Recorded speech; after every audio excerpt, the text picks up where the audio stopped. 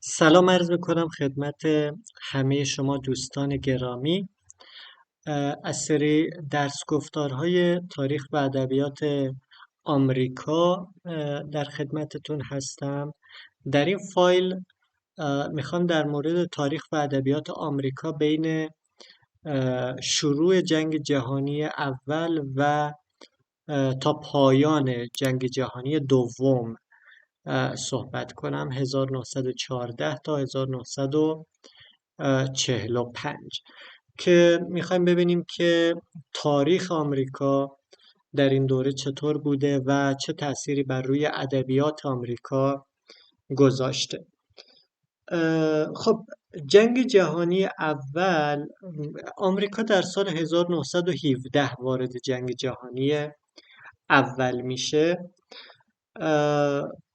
ببینید، بین جنگ داخلی آمریکا، یعنی از سال 1861 تا سال 1665، ببخشید 1861 تا سال 1865 و جنگ جهانی اول 1914 تا 1918 که آمریکا 1917 وارد جنگ میشه، آمریکا تبدیل به یک قدرت صنعتی بزرگ میشه. جمعیت شهرها خیلی با مهاجرت آسیایی ها و اروپایی ها خیلی بیشتر میشه. ما هنری فورد رو داریم که تحولی در صنعت خودروسازی میاد و به وجود میاره. پیشرفت‌های هوایی رو داریم، برادران رایت هستند که میان و طراحی میکنند هواپیما رو.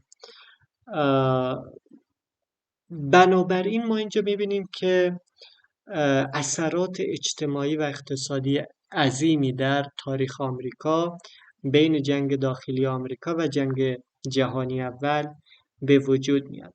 پس از جنگ جهانی اول، این رو باید در نظر بگیریم که هنوز آمریکایی‌ها از نسل انگلیسی و آلمانی بودن و حالا یه 10% هم از نسل از آفریقایی آمریکایی‌ها بودن.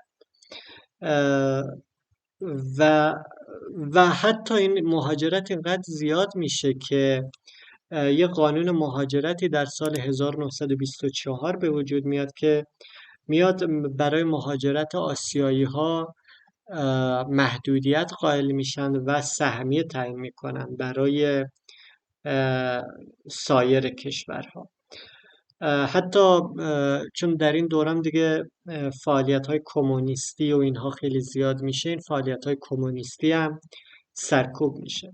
یکی از مهمترین اتفاقاتی که در حدود سال 1920 بعد جنگ جهانی اول اتفاق میفته که موج اول فمینیسم نامیده میشه، حق رأی زنان هسته که اونها میتونند در سال 1920 این حق رو به وجود بیارن. در خود آمریکا هم ما اعتراضاتی رو حالا در سال 1917 داشتیم علیه نژاد پرستی و خشونت.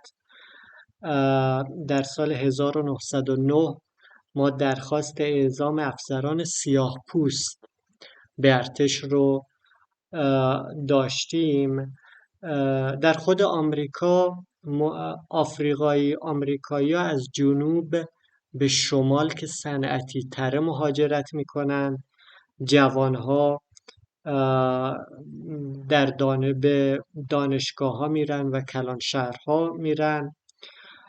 بنابراین مواجهه آمریکا با پیشرفت سریع تکنولوژی و فناوری و افزایش سواد نسل جدید باعث میشه که این نسل جدید با اون تعریف سنتی هویت آمریکایی خیلی همزاد پنداری نکنن و یک چالشی اینجا برای هویت آمریکایی دوباره به وجود بیاد.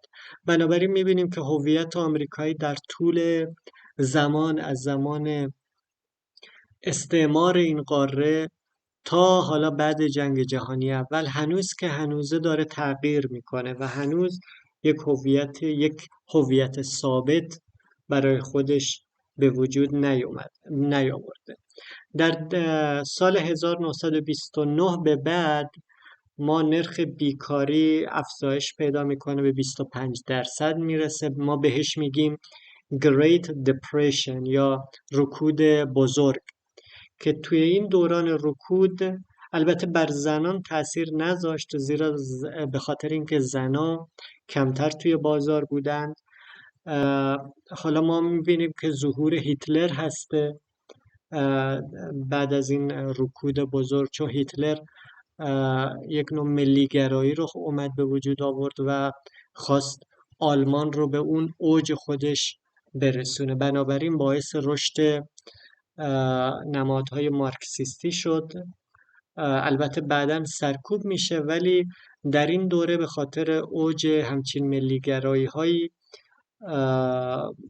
مارکسیزم خیلی مورد علاقه هسته، خصوصا نسل جوان و دانشگاهی.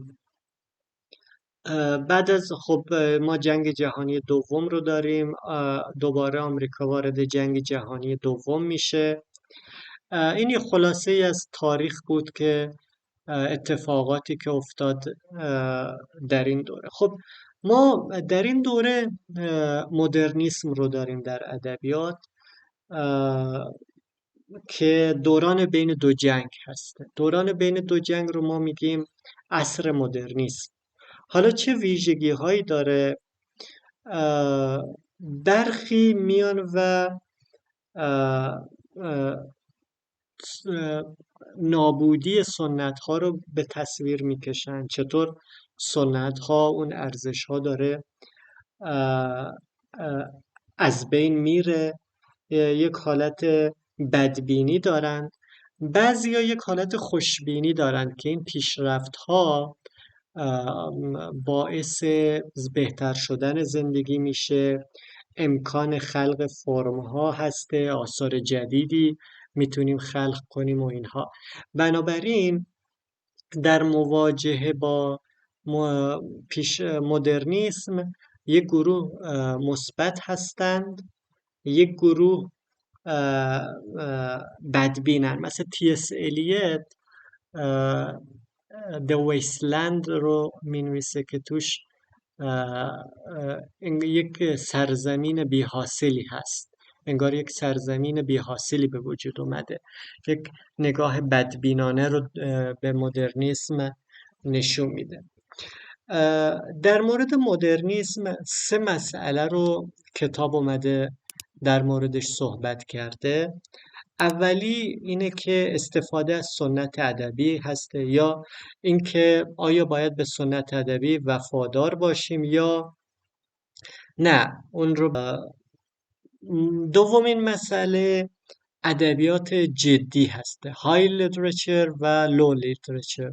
یعنی چی؟ یا سیریس لیتریچر، ادبیات جدی.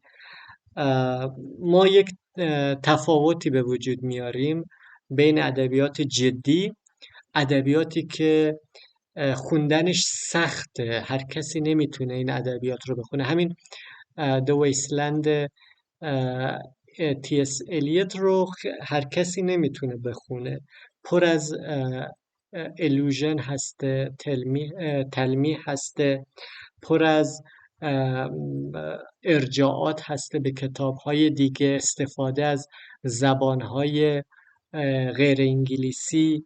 خیلی ادبیات سختی هسته، هر کس نمیتونه بخونه.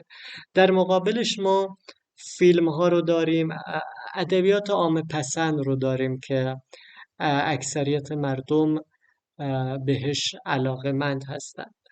و مسئله بحث اینه که کدوم ادبیات بهتره. و مسئله سوم هم مسائل سیاسی و اجتماعی هسته و اینکه آیا ادبیات باید در خدمت تبلیغات سیاسی باشه یا مستقل. بعضی ادبیات رو تبلیغات میدونستن و برخی تبلیغات نمیدونستنش. خب بخش بعدی در مورد تغییراتی هست که ما در بعد از جنگ جهانی اول به بعد داریم. ما گسترش خودبیانگری و آزادی فردی رو داریم. یعنی جوانان شهرنشین و ثروتمند به دنبال یک سبک زندگی متنوع، آزاد و مداراگر هستند. و خب این سبک زندگی با ارزش‌های سنتی شهرهای کوچیک فرق داره. دیگه جوانها دیگه اون نظارتی رو که در گذشته والدینشون بر روی مسائل زندگیشون داشت دیگه نداشتن و خیلی مستقل تر میشن جوانها. دیگه زنان به دنبال حق رأی، تحصیلات، کار و استقلال اقتصادی مثل همون چیزی که مردها داشتن رفتند. دیگه در مورد مهاجرت صحبت کردم که آفریقایی آمریکایی از جنوب به شمال میان به دلیل فرصت‌های شغلی که وجود داره. حتی سیاه‌پوست‌ها یک سری مراکزی رو برای خودشون به وجود میارند به نام هارلم. ما در این دوره هارلم رنسانس رو داریم که برای سیاه پوست ها هسته، مثل یک رنسانس برای سیاه پوست ها هسته که یک ظهور ادبیات، موسیقی و هنر سیاه پوست ها رو میتونیم توی این دوره ببینیم. مناقشات فرهنگی رو میتونیم در داخل جامعه سیاه پوست ها ببینیم و این ایده ها که آیا ما باید فضای هنری مستقل خودمون رو داشته باشیم یا در فرهنگ عمومی عضویت پیدا کنیم. ببینید وقتی که آمریکا داره رشد اقتصادی پیدا میکنه صحبت از این شد که نابرابری های طبقاتی به وجود میاد. بنابراین مارکسیسم و کمونیسم خیلی طرفدار پیدا میکنه. میان جامعه رو طبقه بندی میکنن به جامعه سرمایه‌داری و کارگری.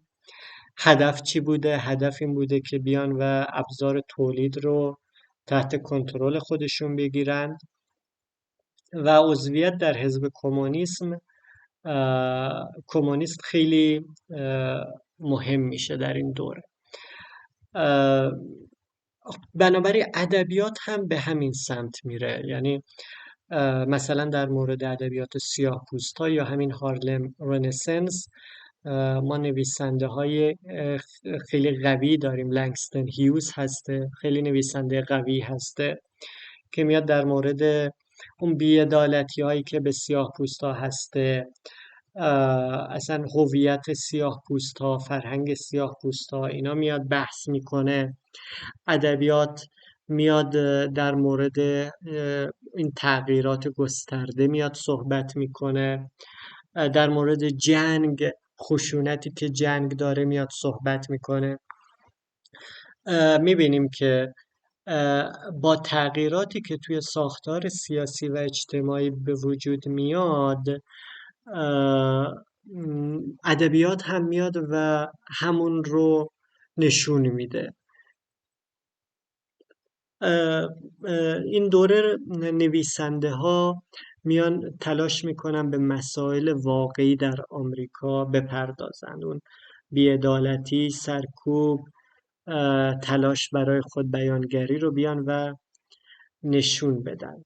حالا در مورد اینکه علم و فناوری ساینس اند تکنولوژی، علم و فناوری چه تأثیری بر شکل‌دهی بر مدرنیسم داره صحبت کنیم.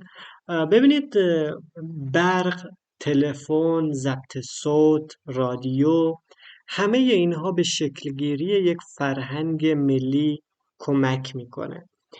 این فناوری ها میان زندگی رو آسون میکنند ولی خب شکاف رو هم بین کسایی که این فناوری رو دارند و دیگرانی که ندارند بیشتر میکنه. مثلا اتومبیل باعث مهاجرت داخلی میشه، توسعه حومه شهرها میشه، کارخانه ها بعد جنگ ایجاد میشه، کارخانه های اتومبیل، جاده های بیشتری ساخته میشه در آمریکا، رستوران ها، هتل ها.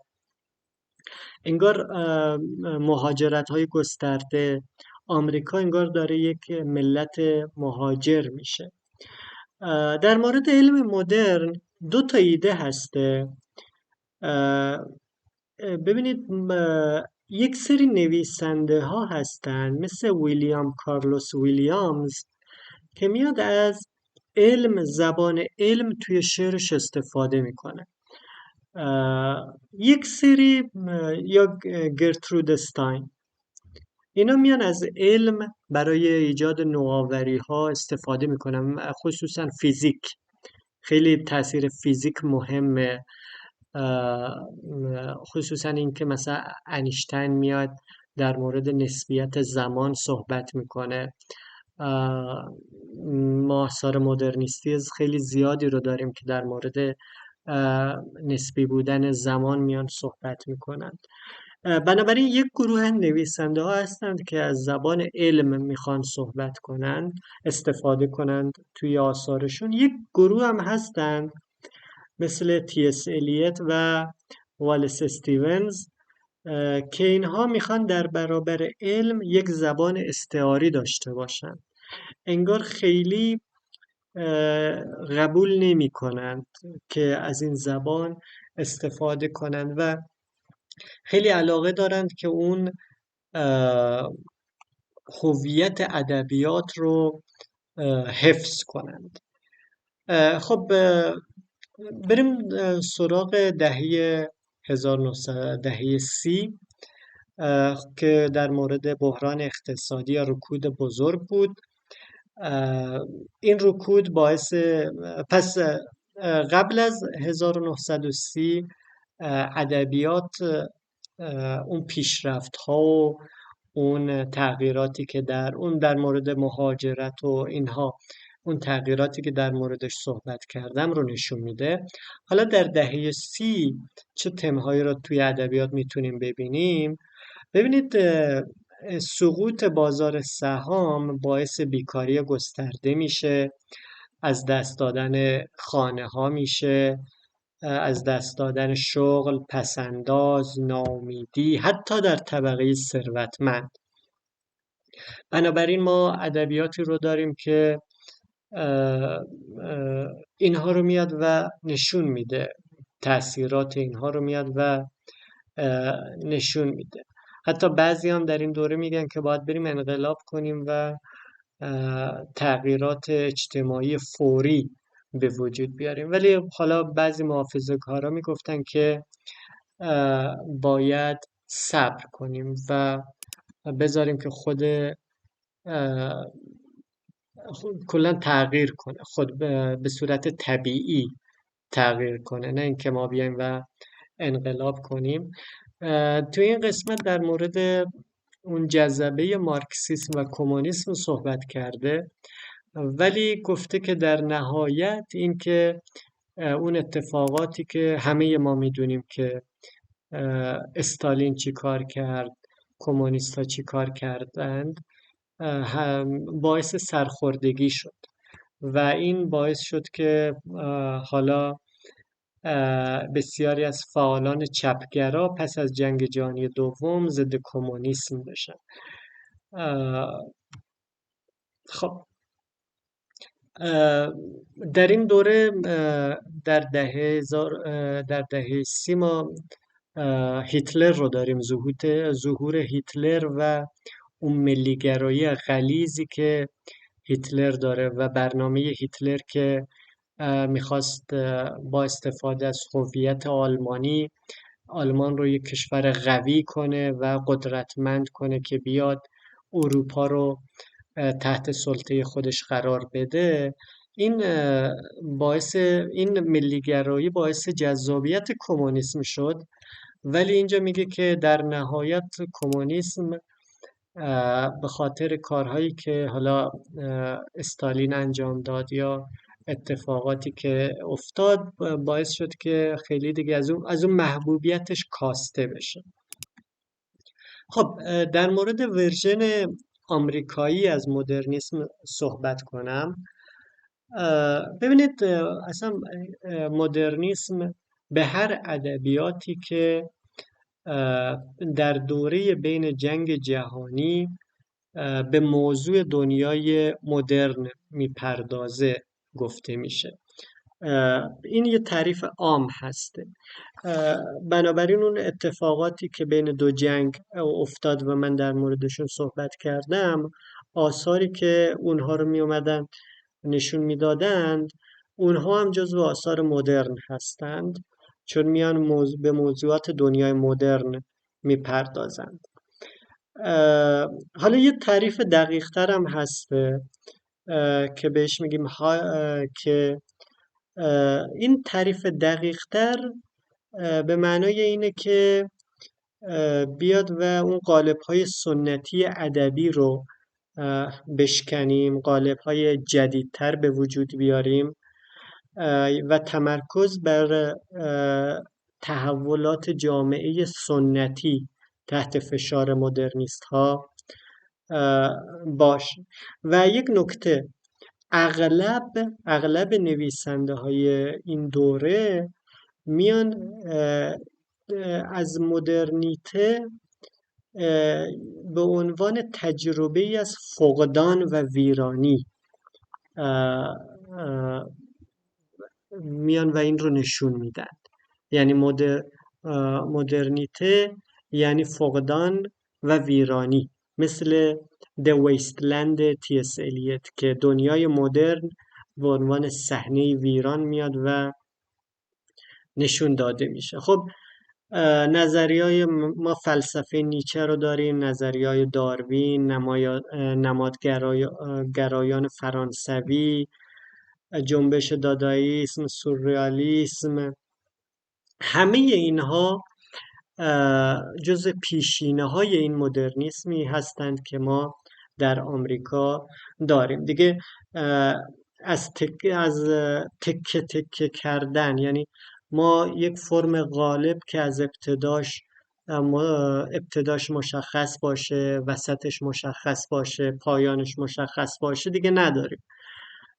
تکه تکه میشه این اثر، اون قالب سنتی از بین میره و اون میخواد اون تجربه ویرانی و فقدان نظم رو بیاد نشون بده که چطور ساختارهای اجتماعی، سیاسی، مذهبی و هنری از بین رفتند یا متزلزل شدند.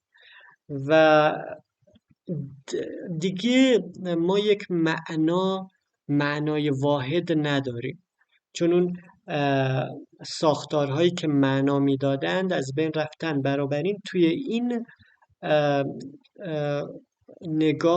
نگاه مدرنیستی انسان باید به دنبال معنای اثر باشه، خواننده باید خودش بیاد و معنای خودش رو بسازه. توی مدرنیسم سمبول ها و تصاویر جای خود خیلی مهم میشند و به جای بیان مستقیم استفاده میشه. توی رئالیسم خیلی جزئیات مهمه، بیان با جزئیات یک مسئله رو بگن. اینجا نمادگرایی خیلی مهم میشه. چند تا ویژگی داره، بنابراین نشون دادن فقدان و بی‌نظمی یکی از ویژگی هاست، یا ویرانی یکی از ویژگی هاست.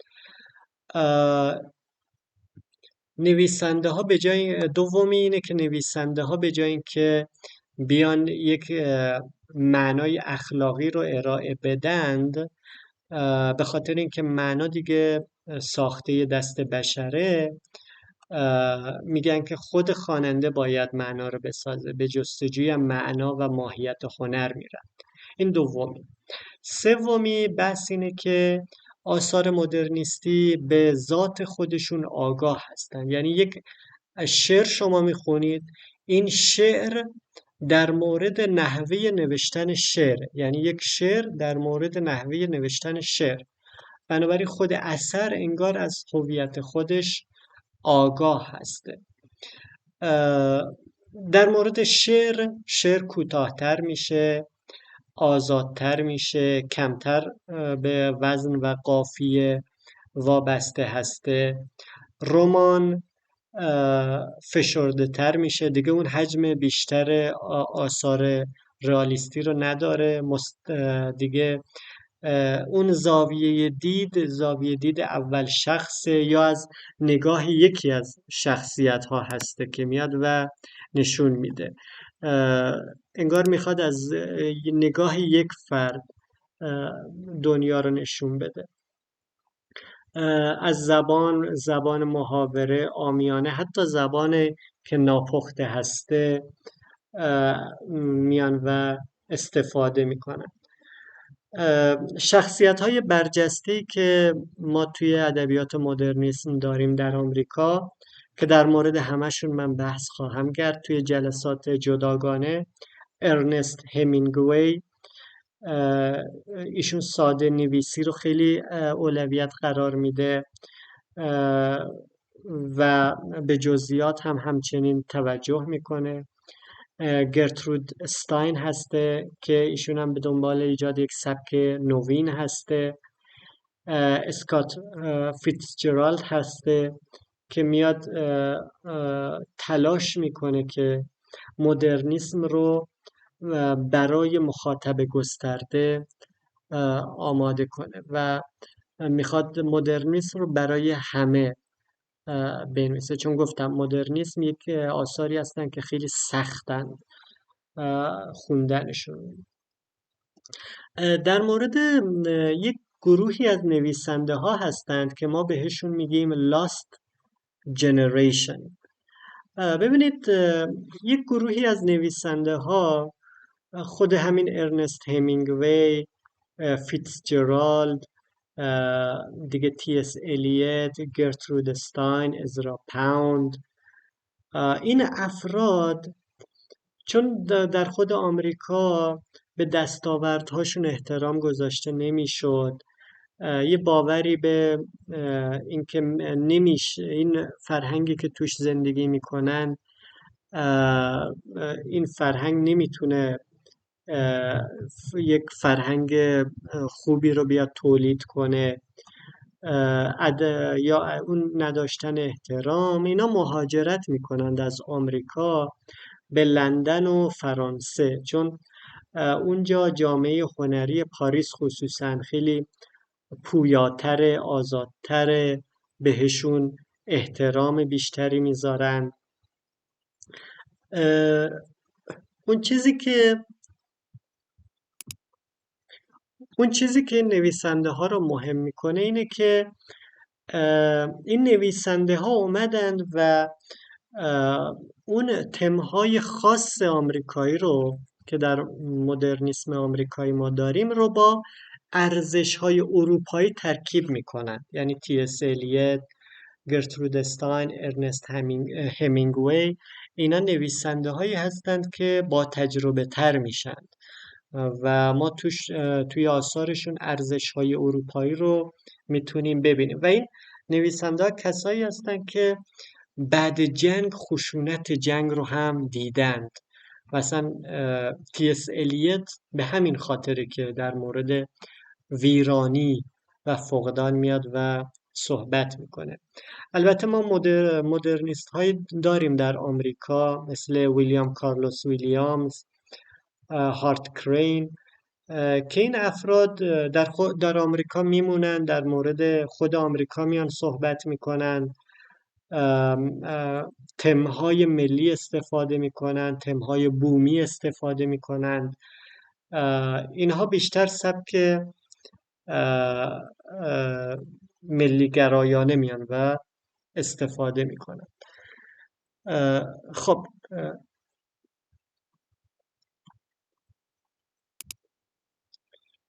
خب بریم در مورد تئاتر صحبت کنیم.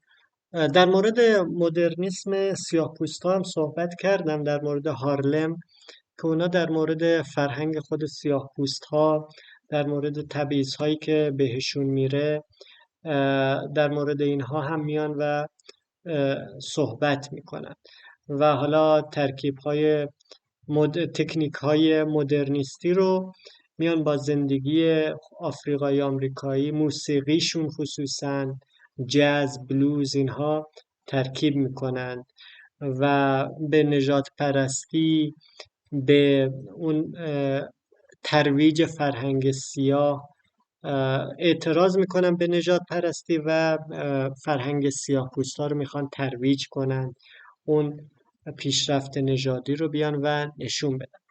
خب در مورد تئاتر به عنوان یک فرم ادبی در آمریکا دیرتر توسعه پیدا کرد و اون شخصیت خاصش یوجین اونیل هسته که در سال 1920 کم کم میاد و توسعه میده.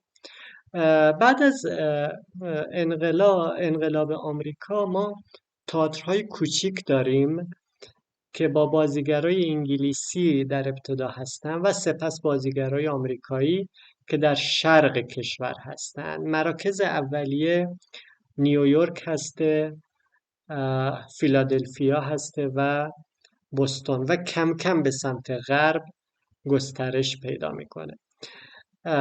خب کم کم این اتفاقات میفته تا تئاترهای مدرن به وجود میاد بعد جنگ جهانی اول، که در ابتدا مثلا یوجین اونیل سعی میکنه که از روش‌های اجرایی نورپردازی یا اکسپرسیونیسم آلمانی استفاده کنه. نویسنده‌های دیگه از تلاش میکنن که نمایش‌های واقع گرایانه بیان نشون بدن. مثل چی؟ مثل کمدی‌های اجتماعی و خانوادگی یا کمدی‌هایی که شما رو به فکر وامی داره. این نمونه های ابتدایی تئاتر هست که مثل رئالیسم خیلی میخوان اون سبکای واقع گرایانه خود اون حالا جامعه رو بیان و نشون بدن. مثلا در دهه 30 که ما رکود بزرگ رو داریم، موضوعات چی میشه؟ موضوعات سیاسی اجتماعی میشه، نقد میشه، نمایش ها بیشتر انتقادی میشه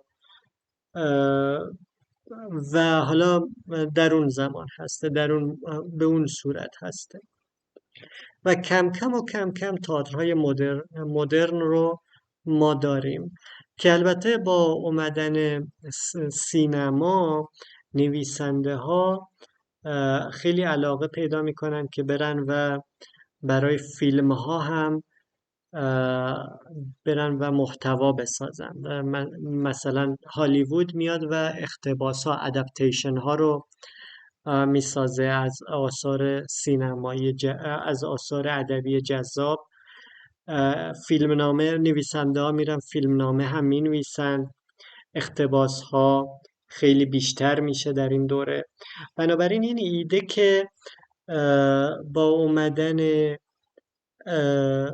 هالیوود، با ظهور هالیوود، ادبیات هم باید تعامل کنه با سینما و رسانه های دیگه. بنابراین تئاتر و سینما به عنوان ابزارهای آزمایش ادبی و هنری در آمریکا شناخته میشن. نویسنده های مدرن همزمان با نوآوری در فرم و محتوا به موضوعهای اجتماعی و ملی توجه میکنند